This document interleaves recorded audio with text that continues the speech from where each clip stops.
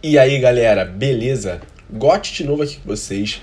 Cara, nossa segunda aula, a gente vai dar continuidade ao que a gente começou na primeira aula. Entender da onde vem a química, o que, afinal das contas, a química estuda. Bom, lá na nossa primeira aula, a gente entendeu o aspecto macroscópico da química, né? O que é a matéria, como a matéria se apresenta, quais são as propriedades da matéria, ponto de fusão, ponto de ebulição. Bom, o que a gente vai ver hoje? A gente vai diminuir a escala. Afinal de contas, a matéria é o quê? E aí a gente se lembra que a gente falou lá, né, no início, que a matéria é constituída por átomos. E o primeiro cientista que falou disso foi Dalton. Mas afinal de contas, só Dalton falou sobre os átomos? O que são os átomos? É a nossa aula de hoje, tá bom? Você tá preparado? Vamos comigo. Bom, primeiro de tudo, a gente sabe que o conceito de átomo é um conceito que veio antes do conceito de Dalton, né? Primeiras pessoas a falar sobre átomos foram os filósofos, em especial um filósofo chamado Leucipo e Demócrito, né? Uma dupla de filósofos. Leucipo e Demócrito, eles pensavam filosoficamente sobre a constituição das coisas, né? Platão tinha a ideia, Platão, esse mesmo que você conhece, tinha a ideia de que tudo era formado pelos 4 elementos: fogo, terra, ar e água, né? E nessa época existia meio que uma rixa, não era uma rixa, mas eram escolas de pensamentos filosóficos diferentes. Tínhamos o pensamento filosófico do Platão e temos o pensamento filosófico do Demócrito. Demócrito foi por outra linha, ele falou o seguinte: imagina que eu pego um pedaço de papel, corto ele no meio, pego essa metade, corto no meio também. Pego a metade da metade, corto no meio. E vou fazer isso infinitas vezes. Vai chegar um momento que eu não vou cortar no meio, porque o pedaço vai ser tão pequenininho que vai ser impossível cortar no meio. E aí ele pensou nisso numa escala geral. Bom, vai existir uma maneira que eu vou dividir algo para sempre e aí vai chegar num ponto que vai ser indivisível. E aí ele deu o nome disso de átomo, porque átomo vem do grego, que significa indivisível. Então, cara, vamos começar a fazer nossas anotações aqui no slide, né? Átomo tem o significado de indivisível, ok? Vem do grego, indivisível. Bom, a gente sabe que muitos anos depois, né, mais de um milênio depois, apareceu Dalton. O que Dalton fez? Ele começou a experimentar, fazer experimentos, né? Dalton foi um dos primeiros cientistas. Ele saiu um pouco lá da ideia de alquimia e começou a ir para a ciência. Vamos tentar comprovar e botar isso aqui em fatos teóricos, o que nós estamos fazendo. E aí, para isso, ele precisava de um modelo atômico, um modelo que explicasse o que ele estava trabalhando. E qual foi a ideia de Dalton? Dalton falou que todos os átomos eram bolinhas maciças e indivisíveis. Fomos aí que paramos na última aula, né? Só que, cara, a ciência, ela tem uma característica muito importante, uma característica de evolução. Como assim uma característica de evolução? A gente sempre está atrás de novas perguntas na ciência e não de novas respostas. E como assim uma nova pergunta? Você tentar explicar algum fenômeno, alguma coisa que você observou e você não sabe o que é. Dalton criou o modelo atômico dele para explicar as reações químicas que ele conhecia. As reações que formavam gases, que formavam precipitados. Isso tudo era suficiente com o modelo atômico de Dalton.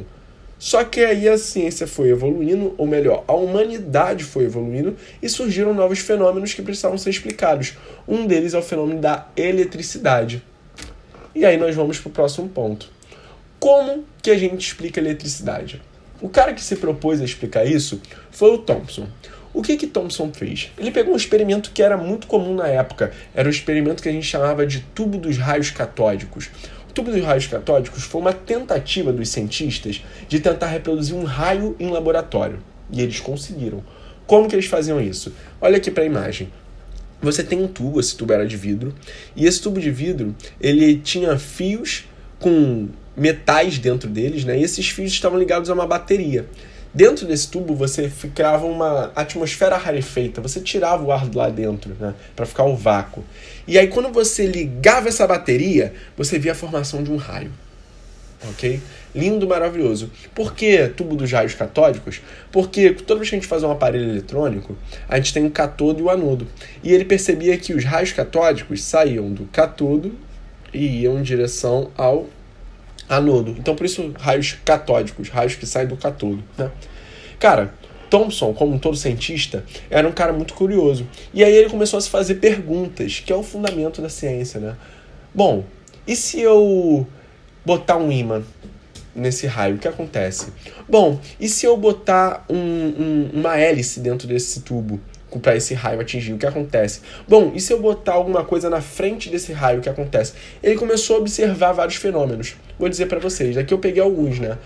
Bom, o primeiro de todos é o seguinte, quando ele botava alguma placa na frente dos raios catódicos, o que ele via era a formação de sombra. Ou seja, toda vez que a gente tinha alguma coisa na frente desse raio, esse raio gerava uma sombra atrás. Qual a interpretação que você tem? Simples, esse raio não atravessa esse material. Esse raio bate nesse material e não atravessa. Por isso que eu vejo a sombra, né? A sombra é a falta, a ausência da passagem de luz. Tranquilo? Da mesma forma, ele observou o que acontecia quando ele botava um campo magnético, ímãs, ao redor desse tubo. E aí, quando ele botava ímãs ao redor desse tubo, ele via que esse raio catódico era atraído em direção ao ímã positivo, ao polo positivo do ímã. Cara, a gente já tem algumas coisas aí interessantes. Existe ainda um quarto experimento, que a gente ainda não botou, que eu não botei na imagem aqui, onde ele botava como se fosse uma hélice dentro, né? E aí, quando esse raio catódico batia na hélice, a hélice rodava. Cara, essa talvez seja a parte mais bonita desse experimento. O que Thomson concluiu com esse experimento? Simples. O raio catódico é uma partícula, é matéria. Por que uma partícula? Primeiro, porque ele não atravessa o material e impenetrabilidade é uma propriedade da matéria. Você lembra que a gente falou na aula passada? Propriedade da matéria. Uma propriedade da matéria é isso, é impenetrável. Você já ouviu isso aí numa frase muito comum, muito mais fácil de gravar, né? 2 corpos não ocupam o mesmo espaço. Você já ouviu isso em algum momento? Então, isso é a impenetrabilidade. Então, se eu tenho uma placa e eu tenho um raio que não atravessa essa placa, esse raio é matéria, é um corpo. Essa placa também é matéria, é um corpo. Não ocupam os mesmos espaços. Show de bola? Então sabemos, esse raio é uma partícula. Outra característica interessante, a gente bota um campo magnético e vê que esse raio é atraído pelo campo positivo. Então, além de ser uma partícula, é uma partícula de caráter negativo. Mas como assim, Gotti? Como ela tem caráter negativo? Cara, eu te falei o seguinte, ela é atraída pelo campo positivo. E você também já ouviu outra frase que pode ajudar você a entender isso. Os opostos se atraem. Então, se ela é atraída pelo campo positivo, significa que essa partícula tem que caráter negativo. Faz sentido para você? Para mim faz muito sentido isso. Eu acho genial essa conclusão dele. E Thomson foi lá e propôs um novo modelo atômico. Primeiro de tudo, o que Thomson concluiu? Ele concluiu que os átomos eram constituídos por algo a mais do que a gente considerava antes. Para Dalton, né, o átomo era uma esfera maciça e indivisível. Thomson falou, não, ela não é indivisível, porque tem partículas menores aí dentro desse átomo. Que partículas são essas? Eu não sei quais são, mas são partículas muito pequenininhas e carregadas negativamente. E ele foi lá e chamou esses caras de elétrons, porque elétron também vem do grego, significa negativo, né? Então a gente tem partículas negativas dentro do átomo. Só que, cara, a matéria, tudo que a gente conhece aqui, tem um caráter neutro. Ou seja, não é negativo nem é positivo. E eu sei que eu tenho partículas negativas dentro da matéria. Eu observei essas partículas negativas a partir dos experimentos. O que ele propôs pra gente, então? Vê se faz sentido pra você. Ele propôs que o átomo era uma esfera fluida. Um fluido, como se fosse um gel. E esse gel tem um caráter positivo. E dentro desse gel existem partículas negativas incrustados, mergulhados dentro dele. Eu sei que é difícil às vezes, né? A química ela depende um pouco de abstração, e a abstração é uma coisa que a gente vai desenvolvendo ao longo da vida, né? Então nesse momento agora para você não tá fazendo sentido nenhum. Cara, ele deu um nome para esse modelo atômico que é um nome que é engraçado, tu vai gravar ele para sempre, tu nunca mais vai esquecer desse nome. Só que ele não ajuda muito. Ele falou, o modelo atômico parecia um pudim de passa. Cara, quem come pudim de passa? Ninguém come pudim de passa. O melhor exemplo que eu gosto de pensar para você entender isso é como se fosse um panetone, que também é uma porcaria, né? O melhor é o chocotone. Vamos pensar no chocotone. Então, pensa no chocotone. O pão é a parte positiva. E as gotinhas de chocolate são os elétrons, são as partes negativas que estão espalhadas por dentro do pão. Fez sentido na tua cabeça? Esse era o modelo de Thomson, perdão. Thomson pensava que o átomo era um fluido positivo com um montão de elétron dentro, tipo um chocotone. De boa? Qual o barato desse modelo atômico? Até então, acreditava-se que o átomo era indivisível, você não podia dividir o átomo, né? E agora a gente percebe que, na verdade, o átomo é dividido em duas regiões. Ele tem elétrons e tem uma parte positiva, né? Então, aqui já cai a ideia de átomo. Só que o nome ficou, né? O nome continua sendo átomo, tá bom? Vamos seguir. Aqui tá uma imagem que eu peguei para vocês de como poderia ser representado o modelo de Thomson. Vou pegar aqui o marcador aqui para você. A gente tem os elétrons, essas bolinhas azuis, e temos o fluido positivo, essa parte laranja. Ok? Vamos seguir. Descoberta dos prótons. Cara, na ciência, eu falei pra você, né? A graça são as perguntas. E aí, as perguntas vêm de observações. Você observa algo, não entende e começa a se fazer novas perguntas. Como que os prótons foram descobertos? Os prótons são outras partículas que estão também nos átomos. Hoje em dia a gente tem esse conhecimento, né? Só que os caras começaram a modificar os experimentos de raios catódicos e fazer novos experimentos geram novos resultados. Um desses resultados foi o que eles chamaram de raios canais. Eles botaram uma placa toda furadinha no raio catódico e percebeu que quando o raio catódico batia lá, alguns raios voltavam, tá? E esses raios que voltavam, eles vinham desse buraquinho que estava nessa placa, desses canais. Então por isso que eles chamam de raios canais. O raio catódico batia na placa e voltavam alguns outros raios. E eles começaram a fazer experimentos para entender o que eram esses raios canais, né? Bom, os experimentos deles não foram conclusivos, só que anos depois veio o Rutherford. Rutherford foi um dos maiores cientistas que já existiram, tá? Ele era um cara muito inteligente e ele foi aluno de Thomson. Então, olha só, Thomson, professor dele, era um cara que tinha descoberto um novo modelo atômico. Ele foi aluno de Thomson. Então, naturalmente, ele já queria melhorar o experimento e a descoberta do seu professor, né? E aí, Thomson foi lá e falou o seguinte, depois de uma série de experimentos, já sei quem são esses raios canais. Esses raios canais são a parte positiva lá do átomo que a gente não estava enxergando. E aí ele foi lá e chamou esse cara de prótons, que prótons também são partículas positivas, né? Vem da tradução lá do grego. Tranquilo? Então agora, por enquanto, o que a gente tem na nossa cabeça? O átomo é formado por prótons e elétrons. Prótons são partículas positivas e elétrons são partículas negativas. Tudo lindo, tudo maravilhoso, já conseguimos explicar a eletricidade. O que é a eletricidade? A eletricidade é uma descarga de elétrons, os elétrons saindo de um lado para o outro. Pronto, explicamos, está tudo maravilhoso, não tá? Não.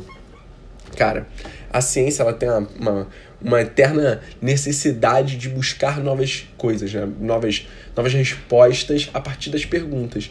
E aí, existe uma mulher que eu até aconselho vocês, procurem essa série no Netflix, quem tem acesso ao Netflix, Radioatividade, né, em inglês. É uma série que fala sobre a Marie Curie.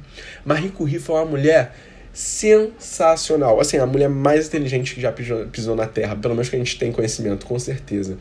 Ela viveu numa época que o machismo era muito grande, né? Se você acha que hoje em dia o machismo é algo grande, nessa época era muito grande. Lá por volta de 1900, iníciozinho de 1900. E mesmo diante de todo o machismo, ela foi uma mulher que descobriu algumas coisas, entre elas a radioatividade. Descobriu alguns elementos químicos. Muito bizarra ela, muito inteligente. E aí, com a descoberta e o estudo da radioatividade, vários cientistas começaram a tentar entender o que está acontecendo, né? O que é a radioatividade. Um deles foi Rutherford. Rutherford surfou essa onda. Ele já estudava os modelos atômicos e foi tentar entender, será que a radioatividade ela tem alguma propriedade atômica? Será que ela é algum fenômeno do átomo? E é um fenômeno do átomo, tá? E aí, um dos experimentos que Rutherford praticou bastante, e todo mundo naquela época praticava, era o experimento do espalhamento de partículas.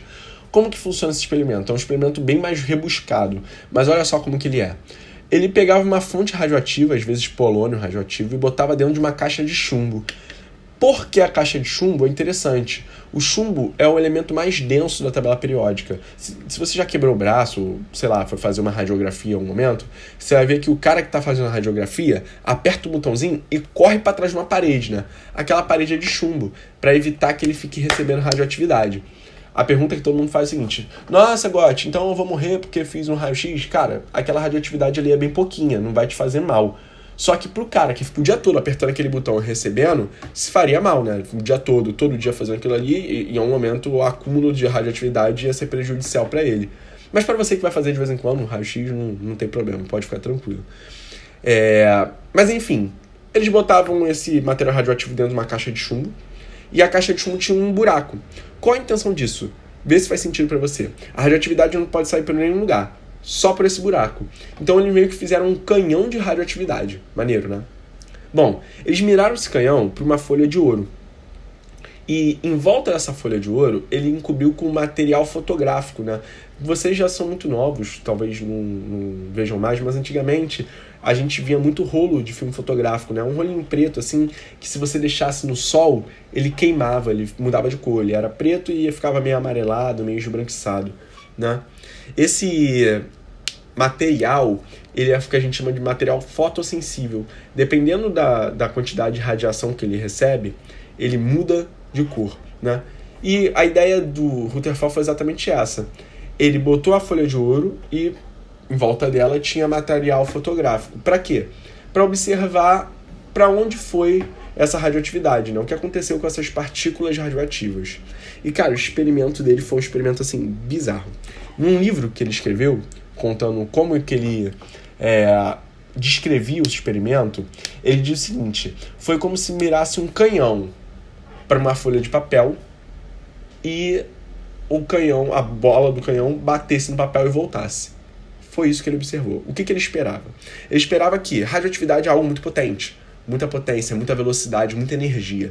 Quando ele mirou esse canhão para a folha de ouro, ele esperava que todas as partículas ultrapassassem a folha de ouro, tá? Sem nenhum problema. De boa, tranquilão, era isso que ele observava, a ideia do canhão na folha de papel. Só que não foi isso que ele observou. Ele observou que realmente a maioria passava batido. Só que algumas batiam e eram desviadas, e outras batiam e voltavam. Cara, é muito bizarro isso, né? Como que uma partícula com alta energia bate em algo e volta? Significa que ali tem algo muito poderoso, né? Quais foram as observações de Rutherford? Primeiro de tudo isso, né? Que o átomo era formado por um grande vazio, né? Um grande vazio. Por isso que a maioria das partículas passavam e não acertavam nada, né? Voltando aqui no slide anterior, a maioria das partículas passavam sem desvio. Algumas outras sofriam desvio, né? E esse desvio era um pouco menor que 90 graus. E algumas outras, bem pouquinhas, eram ricocheteadas, elas voltavam. Cara, isso é muito legal. Ele pensou o seguinte: bom, a maioria passa, então o átomo tem um vazio ali, porque a partícula não bate em nada. Só que algumas são desviadas e algumas poucas voltam. Isso significa que tem uma parte ali que é muito rígida. Só que essa parte é pequena, né? E então o que ele propôs foi exatamente isso. Ele propôs que o átomo era formado por um imenso vazio com uma região muito pequena e densa. E mais importante é o seguinte: essa região densa e pequena, ela tinha um caráter positivo, porque nessa época se sabia que essa radiação que está sendo soltada, que a gente chamou de partículas alfa, tinha um caráter positivo. Então as partículas alfa eram positivas e elas, ao se aproximar dessa parte positiva, elas ou eram desviadas ou ricocheteadas, tá bom? Bom, o modelo de Rutherford é aquele modelo do Jim Neutron, né? Esse cara aqui que a gente está vendo. O que Rutherford propôs, então, que era a constituição do átomo? O átomo era formado por um imenso vazio. Esse imenso vazio, ele chamou de eletrosfera. A eletrosfera é a região onde a gente encontra os elétrons. Ela é o imenso vazio. Então os elétrons, eles não ficam lá junto com os prótons. Eles ficam circulando ao redor dos prótons de maneira aleatória, ok? E lá no centro do átomo, bem no centro do átomo, a gente tem outra região, uma região muito densa, que ele chamou de núcleo atômico. Ok? Então esse modelo aqui ficou conhecido como modelo planetário. Como assim modelo planetário? A gente tem como se fosse o sistema solar, né? O núcleo do átomo é o Sol e os planetas são os elétrons que ficam circulando ao redor do núcleo. Tranquilo? Bom, Uma parada que a gente esquece de pensar é o seguinte. O meu átomo, ele é formado por elétrons e prótons, por enquanto. Os elétrons estão na eletrosfera, os prótons estão no núcleo, né? Isso é o que a gente tem até agora, tranquilo? Eu espero que vocês tenham entendido isso por enquanto. A eletrosfera, elétrons estão em voltas, no núcleo, prótons. Só que os elétrons são negativos e os prótons são partículas positivas. Então, calma lá. Os elétrons estão na eletrosfera, o núcleo está no próton, né? No núcleo temos prótons e os prótons são positivos. Se os opostos se atraem, o que acontece com os iguais? Eles se repelem, né? Então, eles precisaram identificar algumas informações para ver se... Por que esses prótons no núcleo não se repelem? Bom, depois de muito estudar, eles perceberam que dentro desse núcleo atômico existiam outras partículas, chamadas nêutrons, que impediam que esses prótons fossem repelidos, tá? Então, o modelo que a gente tem agora é um modelo onde a gente ainda tem a eletrosfera, certo? Essa parte de volta onde tem os elétrons, e no núcleo do nosso átomo, a gente tem os prótons e os nêutrons. Tranquilo até aqui? De boa? Vamos lá para as partículas subatômicas. A gente viu que o átomo é formado por prótons, nêutrons e elétrons. São as 3 partículas que a gente conheceu. Mas a gente precisa conhecer elas, ok? Aqui eu mostrei para vocês um resumo. Existem valores que são valores de massa real, com unidade que a gente conhece como grama, e valores de carga real, que a gente conhece como coulomb. Só que pra gente não é isso que importa, não é esse valor interessante. A gente precisa saber a carga e a massa relativa das partículas. Então, até agora, conhecemos quantas partículas? 3. Prótons e nêutrons no núcleo, elétrons na eletrosfera. Até de boa aqui? Aí? De boa. Os prótons, a gente considera eles tendo uma massa relativa de 1. Ok? Então, toda vez que eu tenho um próton, eu adiciono uma massa ao meu elemento. Da mesma forma que o nêutron. Então, o nêutron e o próton têm massa relativa igual a 1. Se eu tenho um elemento com um próton e um nêutron, a sua massa é 2, tá? A carga do próton, ela é positiva, mais 1. E a do nêutron tem carga 0, nula. O nêutron não tem carga, ele é neutro. Faz sentido? Já o elétron, ele tem uma massa aqui, ó, botei aqui para vocês, massa relativa de 1 sobre 1836. O que isso significa? Significa que a massa do elétron é 1836 vezes menor do que a massa do próton. Cara, isso significa que ela é desprezível. Desprezível. Você não considera a massa do elétron. Ah, Gotti, quer dizer que o elétron não tem massa? Não é isso que eu falei. O elétron tem massa. Porém, a massa dele é desprezível. Mesma coisa você, sobe agora na balança, se pesa, arranca um fio de cabelo. A sua massa é menor ou maior?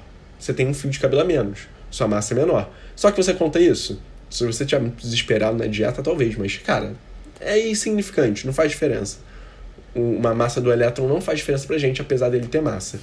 E o elétron tem carga negativa. Cara, eu gostaria mesmo que você tivesse entendido essa tabelinha aqui. Ela é muito importante. Tá? Muita coisa mesmo, assim, nem se compara. Você tem que conhecer a carga e a massa das partículas subatômicas, dos prótons, nêutrons e elétrons, ok? Que são os constituintes do nosso átomo.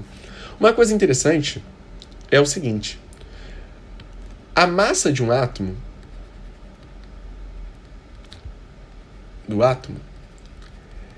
se você reparar bem, ela pode ser definida como a massa dos prótons mais a massa dos nêutrons. Por que eu estou falando sobre isso com vocês? Simples. Se eu tenho a quantidade de prótons e eu tenho a quantidade de nêutrons, eu sei qual é a massa do meu átomo. E isso é muitas vezes importante, você identificar o elemento pela sua massa. A gente tem uma simbologia matemática para isso, tá? A massa do átomo, vou botar até de vermelho para chamar mais atenção.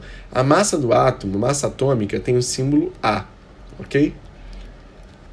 O número de prótons, ele também tem uma simbologia interessante. Ele é chamado de Z. Z não é necessariamente o número de prótons, é o número atômico. Mas eles são iguais, são sinônimos, né?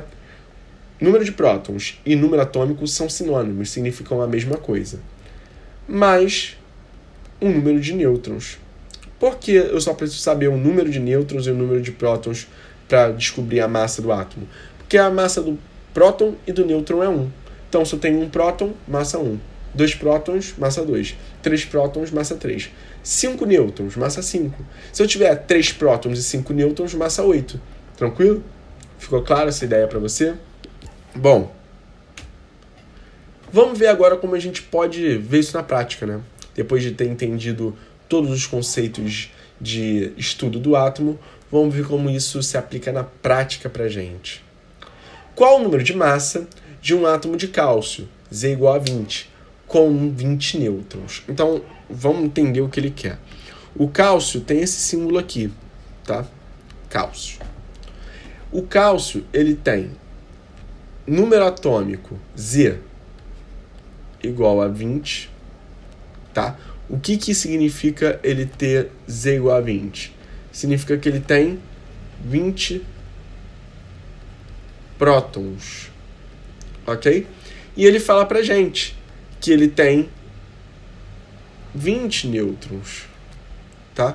Vou botar aqui também, só para manter o padrão que a gente fez. 20 nêutrons, né? Bom, se eu tenho 20 prótons e 20 nêutrons, qual será a massa do cálcio? A massa atômica é o número de prótons mais o número de nêutrons. A massa atômica vai ser 20 mais 20, que é igual a 40. Então, 40 é a massa do átomo de cálcio. De cálcio. De boa, galera? Bom, essa é uma aula um pouco mais rápida, né? É uma aula de conceitos. Você tem que saber esses conceitos, tem que saber todos, tá? Importante que você saiba que não existe um modelo errado e um modelo certo. A ciência, ela evolui, tá? Então, Dalton estava certo pelo que ele tinha de conhecimento da época, Thomson estava certo pelo conhecimento que ele tinha na época, Rutherford está certo pelo conhecimento que ele tem na época. Existem novos modelos, a ciência vai evoluindo. Hoje em dia, que a gente vê na última tecnologia, já são coisas mais evoluídas. Mas onde a gente para na escola é aí no modelo de Rutherford, ver um pouquinho além, talvez, no modelo de Bohr, tá? E, cara, é importante que você saiba os conceitos, saiba como o átomo funciona, sabe que qualquer coisa é só me procurar para tirar dúvida, ok? Um beijo para você, espero ter ajudado mais essa aula. Tchau, tchau.